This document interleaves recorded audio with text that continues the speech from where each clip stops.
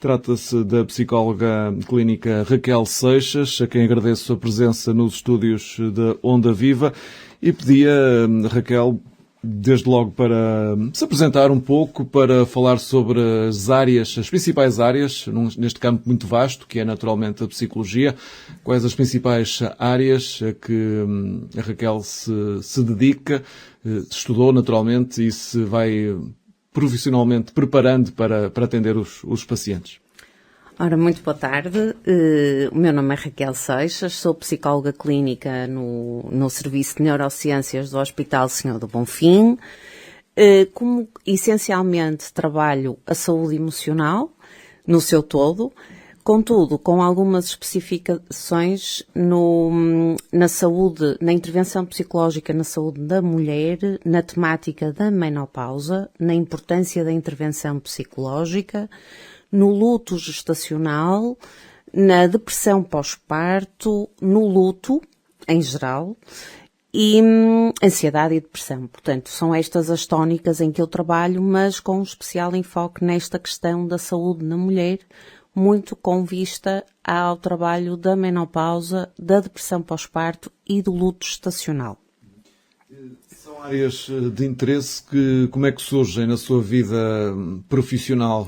Desde jovem, quando estudou, quando quis ser um dia psicóloga, já pensava mais tarde dedicar-se a esta área, ou foi depois algo que, com a formação, foi ganhando gosto por esta área? Por estas áreas, neste caso, que falou. É curioso que a minha intervenção também, a minha experiência na área comunitária e de clínica, fui-me deparando com várias situações ao longo da vida, não logo no imediato pós-faculdade, pós-formação, pós-licenciatura em Psicologia. A verdade é que o tempo me veio orientando. Eu acho que a área me escolheu a mim e não eu escolhi a área, pronto. Portanto, foi-me orientando no sentido em que eu percebi que muitas destas perdas e destas fases eram vividas muito isoladamente. Eram experiências emocionais de grande intensidade, só que vivenciadas em silêncio. Portanto, surgiu da minha parte uma vontade em especializar-me, em procurar algumas evidências, no sentido de dar alguma resposta mais específica a estas situações que vêm muitas vezes ao meu encontro e não encontram um espaço, um setting onde se sintam seguras e tranquilas para poderem manifestar a sua dor e a sua vivência.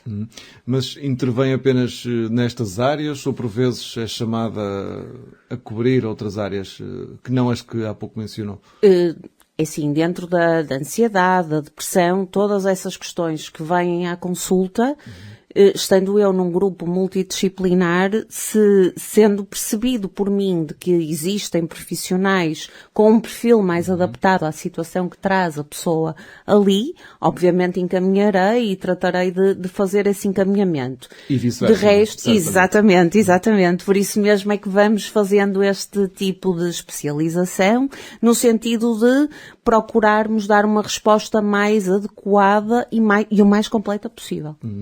Muito bem, vamos detalhar então aqui um pouco daquelas áreas, 3 ou 4 que foi aqui mencionando, e provavelmente se olhar até começaríamos pela questão da menopausa. O que é que a caracteriza, quais são os sintomas emocionais, não é? A parte da questão física também. Sim. De facto é uma área que extremamente subvalorizada até então. Neste momento já temos até grandes atrizes e alguns programas e algumas peças que trouxeram a público esta questão e, a meu ver, de uma forma muito, muito pertinente, porque até aqui era uma questão basicamente de destino, não é? Portanto, era uma fase, claramente, é uma transição biopsicossocial, é assim que a caracterizamos. Contudo, é importante falarmos sobre ela, senão corremos o risco de a deixar sozinha no vazio e na solidão. E, portanto, acaba por ter um papel extremamente importante, porque a nível, os eixos de intervenção, portanto, a questão aqui da menopausa é de facto uma transição biopsicossocial, é natural, mas à parte da questão das alterações hormonais, que efetivamente impactam o corpo, impactam também a esfera emocional. E muitas vezes nós dissociávamos estas questões, não é? Portanto, além dos sintomas físicos que existem, surge muitas vezes a irritabilidade, a ansiedade, a tristeza, as alterações de sono e uma certa sensação de perda de identidade. Parece que eu já não me reconheço naquela pessoa, que eu já não sou aquela Ana, aquela Maria, aquela Isabel. Há uma certa perda de identidade. E em termos cognitivos, há uma das manifestações comumente falada que acaba por ser o brain fog, a névoa mental, que é o facto de muitas vezes as pessoas se depararem estão a conversar e perdem o chamado fio à meada, perdem o fio condutor da conversa, têm pequenos lapsos, têm esquecimentos de coisas inerentes ao dia-a-dia. Portanto, isto acomete a mulher de uma certa ansiedade e uma carga excessiva e uma preocupação excessiva, quando muitas vezes, às vezes, até com, será que eu estou a ficar demente? Será que eu estou a perder? Será que eu estou a ter alguma perda cognitiva? E, efetivamente, acaba por ser, obviamente, temos sempre que fazer um diagnóstico diferencial, contudo, acaba por ser inerente a esta fase de transição, só que com impacto também cognitivo e emocional. Ora, falamos então de menopausa com a doutora Raquel Seixas, psicóloga do grupo Trofa Saúde, neste programa de literacia que a Onda Viva promove todas as semanas. Já sabe que o direto é sempre à quarta-feira, depois das 4 da tarde, mas depois temos diferentes horários em que vamos repondo e ouvindo então estes nossos especialistas em diferentes áreas da saúde. Falávamos então de menopausa e este é um problema que é difícil de ser tratado na nossa sociedade atual, ou até pela sua experiência começa-se mais a ser mais aberto, mais fácil de lidar? Exatamente. É de facto uma temática com muita dificuldade em trazer a público. Primeiro porque foi muito subvalorizada durante estes anos, durante padrões educativos que surgiram e foram replicados, e como uma aceitação incondicional. Portanto, o que acontece é, conforme eu disse, é muito importante que se traga a público, se represente por peças, se tragam alguns espetáculos que falam sobre isso, e nomeadamente e recentemente portanto, com a atriz, com a Cláudia Raia, que foi subejamente divulgado e muito importante.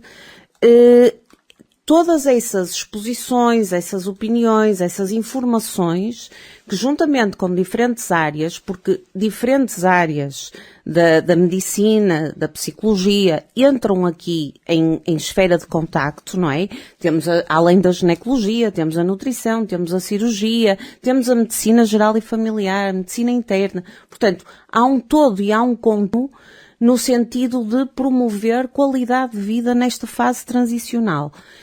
E, portanto, a psicologia também pode juntar-se a este somatório, pode e deve juntar-se a este somatório, porque em muito pode beneficiar e trazer à luz a qualidade de vida. Eu não vou suprimir os sintomas, mas vou poder ajudar a tratá-los.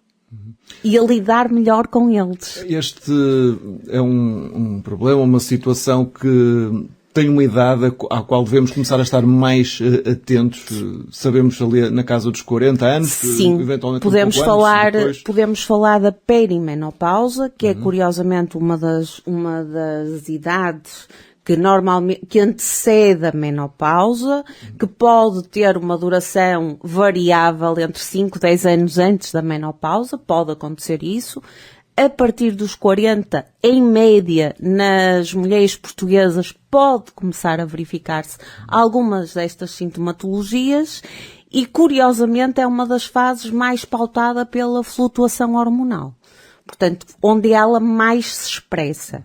E ao exprimir-se dessa forma também provoca e impacta mais a nível também cognitivo, como eu falava anteriormente da questão da névoa mental, do tal chamado brain fog, que é, de facto, é o resultado desta alteração hormonal, desta flutuação e queda de estrogénios que afeta, de facto, a memória, a atenção e a velocidade de processamento. Daí aqueles esquecimentos, os lapsos e a perda do fio condutor.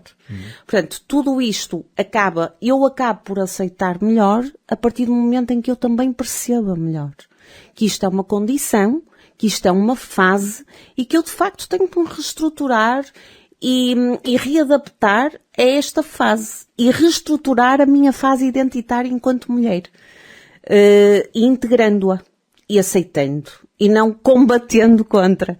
Portanto, isto tem uma implicação. Se falarmos de uma menopausa aos 50, 55, isto é variável. Obviamente estamos aqui a pôr um intervalo médio. Se falarmos desta questão, falamos de mulheres em idade ativa, ainda em fase de trabalho. O que acontece é que estas alterações hormonais e estes sintomas, alguns dos quais são visíveis, como os calores, os chamados calores, em que a mulher experiencia de facto ali uma ativação vasomotora muito significativa, leva muitas vezes a comportamentos de evitamento, porque sentem-se expostas. Alguém vai perceber que eu estou assim, que eu estou nesta fase. E, portanto, muitas vezes surge este evitamento. E esse evitamento, assim como a verdadeira sintomatologia mais incapacitante que faz emergir quadros depressivos, quadros de ansiedade, em que muitas vezes nós colocamos lá também estas alterações, podem ser trabalhados de uma forma a que estes sintomas não impactem a minha vida e não a transformem. A nível dos diferentes papéis que nós vivemos, não é? Porque vivemos o papel de profissional, o papel, muitas vezes, de mãe, o papel de mulher, o papel de a própria autoimagem e o autoconceito sofrem alterações macro e significativas que podem ser trabalhadas. Ora, estarão nesta altura a ouvir certamente muitas senhoras, muitas mulheres dentro desta faixa etária mais ou menos que aqui conversamos, que podemos então mencionar os 30 muito altos, até os 50, 55, aqui uma faixa larga de... Sim, já sim. Numa fase pré, já numa fase... menopausa. Portanto... O ideal é procurar, se as pessoas sentirem algo do que a doutora esteve aqui a falar, procurar, por exemplo, uma consulta especializada para detalhar estes problemas. Portanto, a importância de uma consulta de psicologia também pode surgir, nem que seja para uma conversa prematura, para preparar as pessoas para o futuro e perceber se o problema também é daí, não é? Por vezes há outras questões que estão aqui pelo meio. E a mim parece-me extremamente importante. A procura da consulta pode ser um ponto de partida para um acompanhamento especializado e este acompanhamento multidisciplinar, em que todos somos uma parte importantíssima de toda esta análise, conversa e troca de informações, pode ajudar a que, de facto, nós possamos trabalhar ao nível do sintoma, ao nível da relação da mulher, a nível dos seus papéis, da intimidade, da comunicação e ao nível identitário, não é? Que é a questão da reorganização interna deste novo papel. Quem sou eu nesta minha nova fase transicional? Portanto, é uma transição. E, portanto, não tem que gerar... tem impacto emocional, só que a consulta ajuda a compreender este impacto, ajuda a gerir estes sintomas, a reconstruir esta autoestima e redefinir expectativas. O que é que eu posso fazer? O que é que eu posso esperar desta minha fase de transição? Portanto, é claramente um espaço de acolhimento. Nós vamos validar, sem julgamento, aquilo que a mulher traz à consulta, o seu sentir. E, pelo menos, a parte da reorganização e a parte de podermos encaminhar no sentido de uma procura de ajuda especializada nesta sua fase de vida, que tem que ser tudo menos vivida com sofrimento. Portanto, o que podemos esperar, ou como uma mulher neste caso, pode esperar uma conversa franca, total abertura da doutora Raquel ou de algum colega da especialidade, claro, naturalmente, para claro falar sobre esta área. Lá estamos, não é, o principal e o mais importante para quem nos está a ouvir é: as situações não precisam nem devem ser vivenciadas sozinhas. Há sempre alguém que nos pode ajudar. Eu posso pedir ajuda, posso entrar por uma especialidade e culminar noutra, com a sorte de eu poder fazer no mesmo local. Portanto, isto é uma equipa multidisciplinar, estaremos lá para ajudar e principalmente evitar que este sofrimento seja vivido sozinho. Muito bem. De menopausa, penso que podemos avançar para outra área que mencionou há pouco, quando se estava a fazer a sua apresentação, sim, portanto, áreas de especialidade. Falou do luto em geral, mas também concretamente do gestacional, portanto, que também está muito ligado às senhoras, mas se calhar não só, porque no fundo gestação é feita por um homem e por uma mulher, portanto, mas o que é isto? Luto gestacional? Vamos primeiro perceber, doutora Raquel, o que é este luto muito específico e essa área também a que se dedica especificamente? De facto, esta área é extremamente específica. Mais uma vez, senti sempre que era uma área muito isolada, muito solitária e onde cheguei a ter algumas pessoas que recorriam a perguntar: mas não há nenhuma consulta especializada, não há nenhum local onde eu possa... Já há alguns grupos de apoio, sim, alguma intervenção em grupo, mas muitas vezes é necessário que exista também uma área específica onde isoladamente eu posso dar voz a este luto. Validar este luto, que muitas vezes é subvalorizado também no contexto da sociedade. Portanto, é um luto, o luto gestacional é o luto que surge após a perda de uma gravidez. E não vamos colocar tempo de gestação, é independente dele. É um luto real, é profundo e é muitas vezes desvalorizado, porque é um luto que acontece num corpo que estava grávido e, portanto, não quer dizer que, como não há o resultado, não há uma função elaborativa dessa própria gravidez, muitas vezes é desvalorizado porque não tinha que ser. Não tinha que acontecer. Muitas vezes, aqui vimos por parte das pessoas, no sentido de nos apoiar, de nos ajudar, às vezes são situações mais autoagressivas do que propriamente de apoio. Porque é preciso, sim, entender que é um luto que é socialmente invisível. Portanto, é algo que é vivido muito a sós. E, de facto, estas frases que supostamente são, e obviamente com a intenção de minimizar a dor, sem dúvida, muitas vezes aumenta a solidão, porque nós não nos revemos nessa voz, nessas palavras, e não enquadramos essas palavras à nossa realidade. Portanto, há aqui uma dificuldade depois em exprimirmos emocionalmente, porque parece que ninguém nos dá valor e o devido valor àquela voz. Portanto, àquela dor, àquela perda.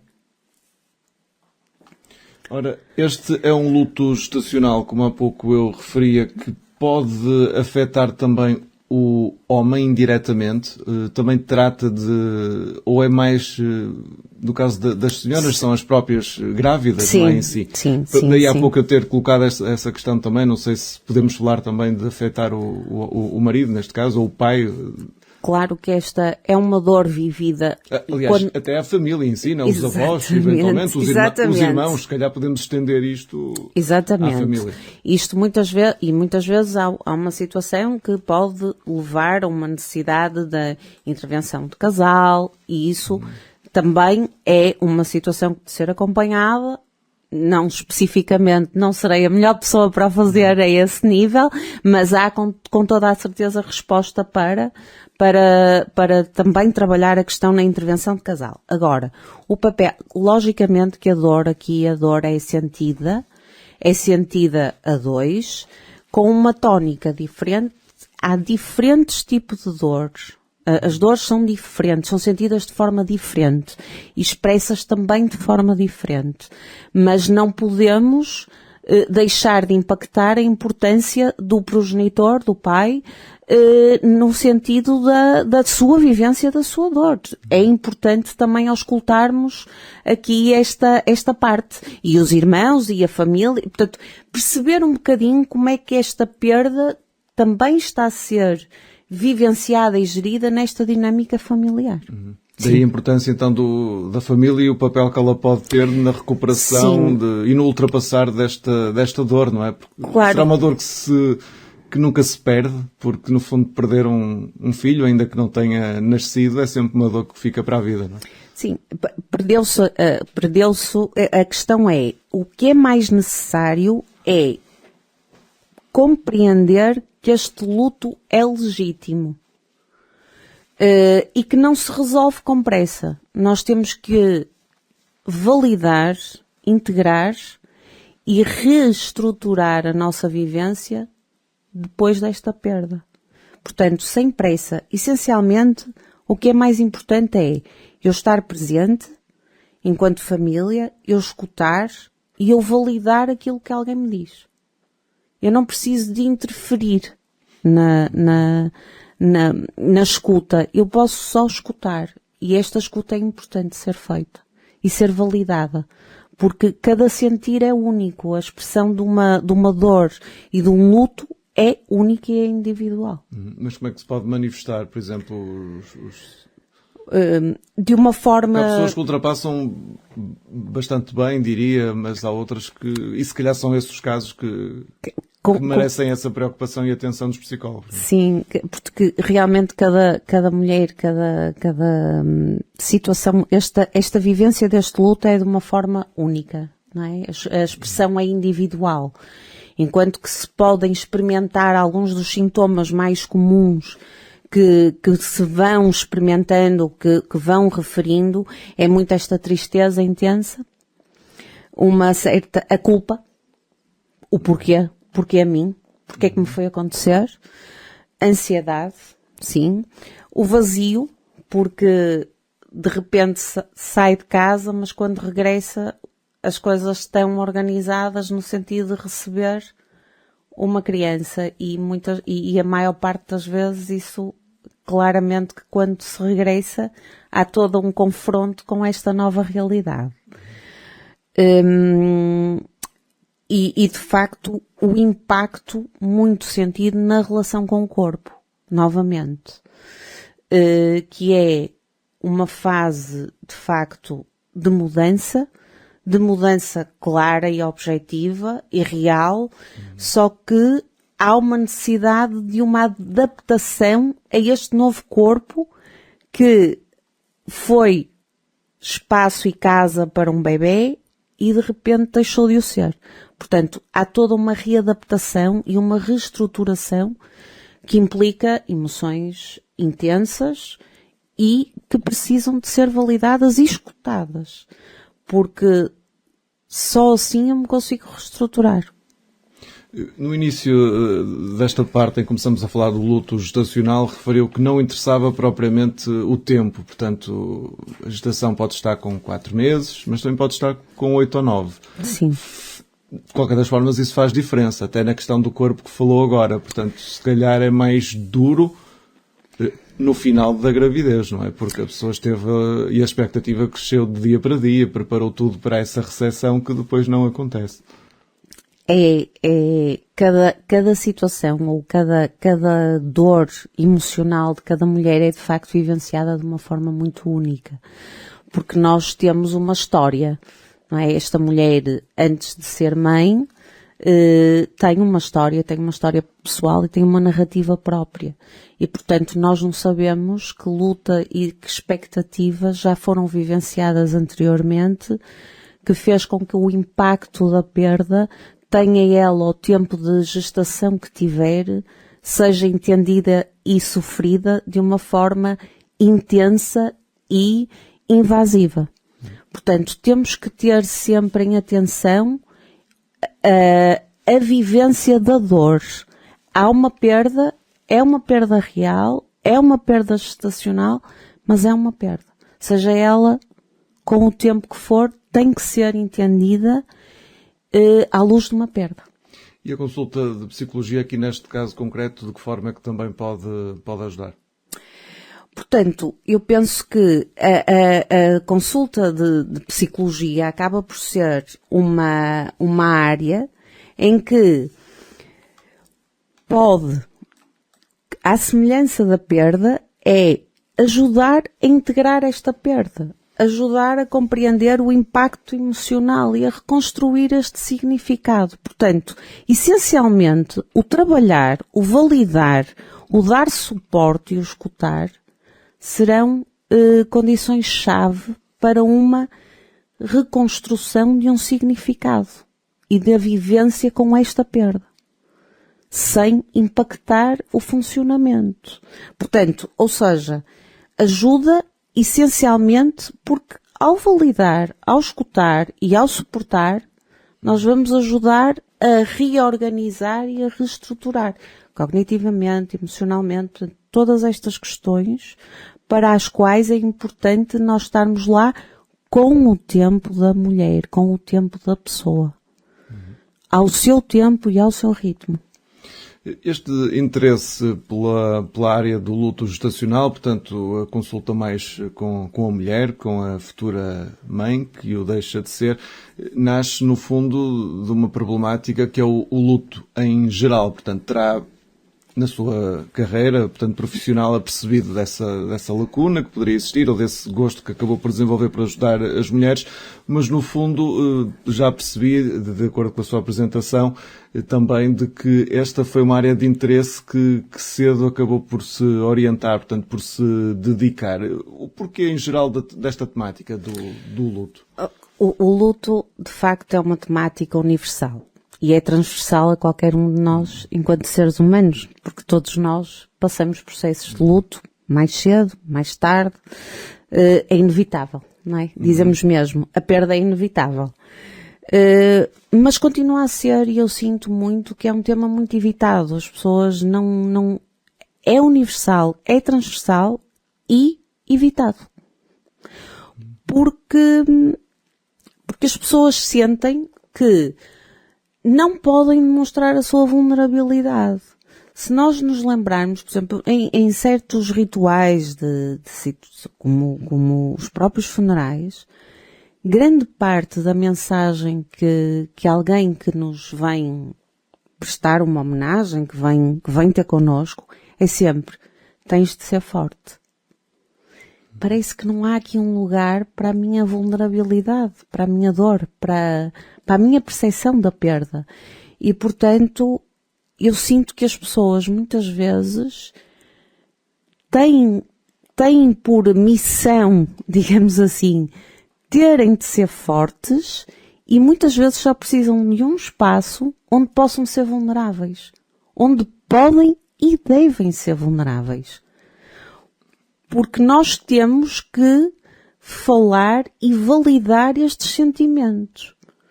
Caso contrário, vamos tentar escondê-los, reprimi-los, vivenciarmos da forma como eu tenho de ser forte. Mas eu preciso de um espaço que valide de facto as minhas vulnerabilidades e o meu sentimento de dor e face à perda. Mas nós podemos também falar de eventualmente diferentes tipos de luto, dado que, lá está, como referiu, é um problema que toca a todos, mais tarde ou mais cedo na nossa vida, mas de um luto de uma pessoa como nós, por exemplo, os pais, será diferente de nós se perdermos um filho, por exemplo. Esse luto, essa expressão não se poderá aplicar mais, tens de ser forte, no sentido de uma mãe ou um pai que perde um filho, por exemplo. É mais difícil de superar se for o seu próprio pai ou mãe? É assim, diferentes tipos. Cada luto é vivenciado por cada ser humano de forma diferente. E, efetivamente, quando nós dizemos tens de ser forte, é um bocadinho quase que uma sociedade que tende a evitar o sofrimento. Nós queremos soluções rápidas, temos muito medo de ver as pessoas tristes E temos que tentar fazer alguma coisa para minimizar aquele impacto daquela dor. Portanto, este tipo de questões que nós dizemos não é de todo no mau sentido. É só porque eu preciso de minimizar a dor daquela pessoa. Eu sinto que preciso de fazer qualquer coisa. E muitas vezes nós esquecemos que o luto exige exatamente o contrário, que é tempo e compreensão. Portanto, eu tenho que acolher, obviamente que temos situações em que é preciso intervir de outra forma, porque a desorganização interna é muito grande, é muito significativa, mas independentemente dessa intervenção ou dessa minha avaliação primária à necessidade de intervenção, nós temos, se calhar é importante nós começarmos a assimilar que este luto vai precisar sempre do meu tempo, da minha compreensão e do meu espaço para apoiar, para compreender, para conter a dor.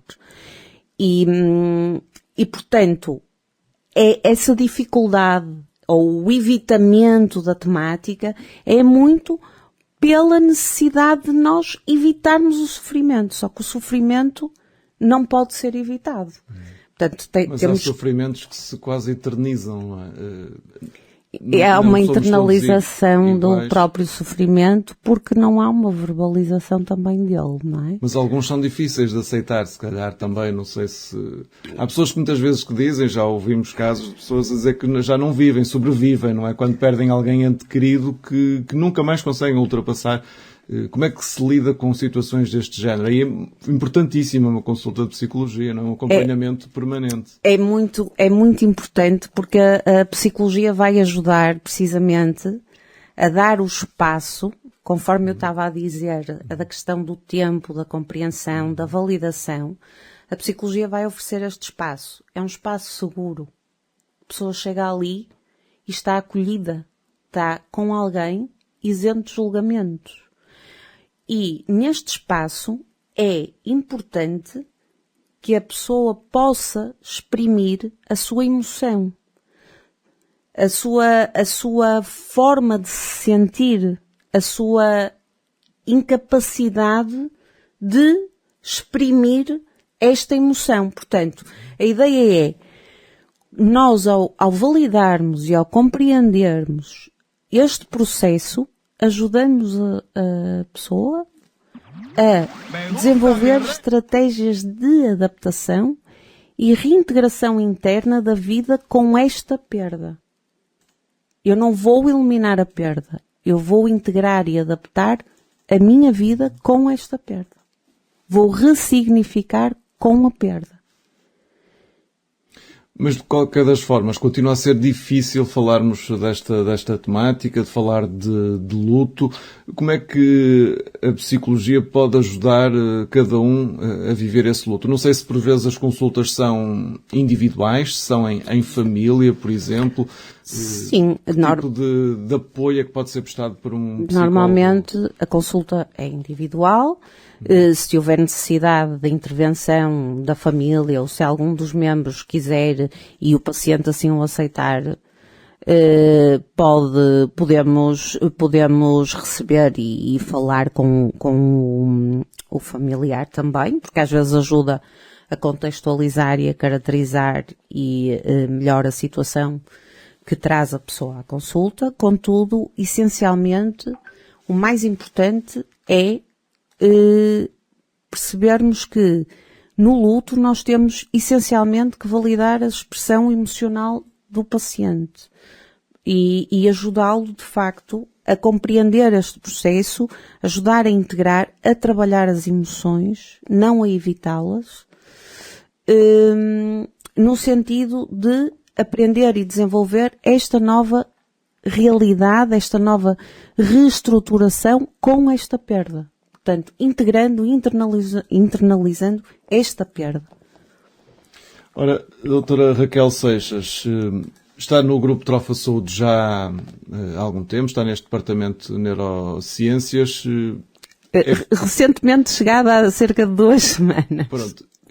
Qual é o foco que vai ter a partir de agora? Vai começar a abrir esta consulta? Sim, portanto... esta consulta está aberta. Eu estou no grupo Trofa Saúde, no Hospital de Neurociências do Senhor do Bonfim, e tenho consulta aberta, as especialidades estão lá, estão identificadas e estou pronta, já desde há 2 semanas, a acolher e, essencialmente, a estar, portanto, a cooperar nestes processos psicológicos e que são legítimos e que merecem o seu espaço e, quanto a mim, de extrema importância. E, acima de tudo, e para quem nos ouve, procurar o apoio psicológico é, de facto, um ato de coragem e autocuidado. Eu só posso cuidar se me cuidar. Portanto, eu não posso cuidar o outro se não tiver este autocuidado trabalhado. E nada disto precisa de ser vivido sozinho, porque é muito assustador o sentimento de isolamento, a percepção de isolamento perante a dor, a não compreensão, a não validação. Portanto, acima de tudo, se estivermos a passar uma fase em que sentimos que estamos a precisar, em que nos sentimos sozinhos na nossa dor, procurem ajuda, procurem apoio, porque não há necessidade de vivenciar isto sozinho, porque isto torna-se realmente muito mais impactante. E nós aqui nesta nossa conversa estivemos sobretudo a falar de 3 áreas, ou 2, digamos assim, a menopausa, portanto o luto, depois esse subtópico do luto gestacional, mas a psicologia acaba por abranger um campo imenso, portanto, e acaba por acompanhar as pessoas praticamente desde que nascem, não é? Essa psicologia mais ligada às crianças, ao adolescente, ao adulto, aos séniores, enfim. No fundo, a procura, e aqui falamos em termos genéricos, a procura de um psicólogo é sempre um bom caminho, muitas vezes, para resolver qualquer problema, seja ele uma dor mais emocional ou não. Porque às vezes há outro tipo de problemas que surgem que não são propriamente dores, não é? Portanto, e um psicólogo pode intervir aí nessas áreas. Eu penso que a procura da consulta de psicologia é extremamente importante, porque a partir do momento em que nós partilhamos, apresentamos alguma questão relacionada com o nosso desenvolvimento, com os nossos diferentes papéis, onde nos encontramos, há a questão do trabalho, há a questão social, há a questão da realidade parental, há uma infinitude de papéis que nós experienciamos ao longo do dia que são diferentes. E, portanto, eu acho que quanto mais promovermos o nosso próprio autoconhecimento e percebermos quais são os nossos gatilhos, quais são as nossas questões menos bem resolvidas e que podemos reestruturar e readaptar com o sentido de promover um bem-estar, uma saúde mental, um bem-estar de saúde mental. Portanto, eu ter uma capacidade para, obviamente que eu vou ter sempre que lidar com problemas, com questões que me vão desafiar do ponto de vista pessoal e emocional. Contudo, se eu tiver as ferramentas internas e o meu autoconhecimento, poderei ultrapassar essas situações de uma forma mais ajustada e com menor sofrimento psicológico. E eu penso que isso é uma das realidades, um dos principais eixos de intervenção na nossa vida. Porque é fundamental que nós tenhamos um pleno bem-estar físico, pessoal, físico, social e emocional que nos permita adaptar-nos às condições de vida e às situações com as quais temos que lidar. Muito bem. Pessoas então que queiram podem aproveitar para marcar a consulta. Quem esteve aqui a escutar mais atentamente, se não for nestas temáticas mais específicas, qualquer uma ou outra, como ouvimos, Sim. O Grupo Trofa Saúde tem uma vasta equipa de psicologia clínica, portanto, nas mais diversas áreas para fazerem essa intervenção necessária. Se for especificamente nestas áreas mais ligadas à menopausa ou então ao luto e ao luto gestacional, Raquel Seixas é certamente uma... E depressão pós-parto também. Pós-parto que não falamos aqui. Não sei se quiser pincelar um pouco também dessa questão também. Posso também referir, será então, mais uma vez, também aqui um bocadinho dentro da macro da intervenção na saúde da mulher. Portanto, a depressão pós-parto é algo realmente profundo, que merece toda a atenção, que pode aparecer nas primeiras semanas ou até nos meses após o nascimento. Essencialmente, há aqui uns sintomas que nos podem levar, que é a tristeza persistente, um sentimento de exaustão extrema, a irritabilidade, mais uma vez a culpa relativamente ao papel que se presta e a dificuldade na relação com o bebê, muitas vezes expressado até pelo próprio desligamento emocional da mãe. Portanto, isto é um espectro, obviamente, não é? Isto são alguns dos sintomas. É de facto algo que merece a nossa atenção, porque ser mãe é também uma transição muito grande. Porque o corpo muda, a identidade muda, a relação com o mundo muda, não é? Portanto, é natural vivenciarmos aqui uma sobrecarga e uma exaustão emocional. Portanto, não há nada de errado em pedir ajuda. É mesmo um ato de coragem e autocuidado. E se eu me cuidar, eu vou poder cuidar melhor da minha criança. Fica então esse desafio, se porventura alguém estiver, ou conhecer alguém que possa estar com essas dificuldades nestes campos, a doutora Raquel Seixas estará à espera de cada um para ouvir, para escutar, para propor soluções então para resolver.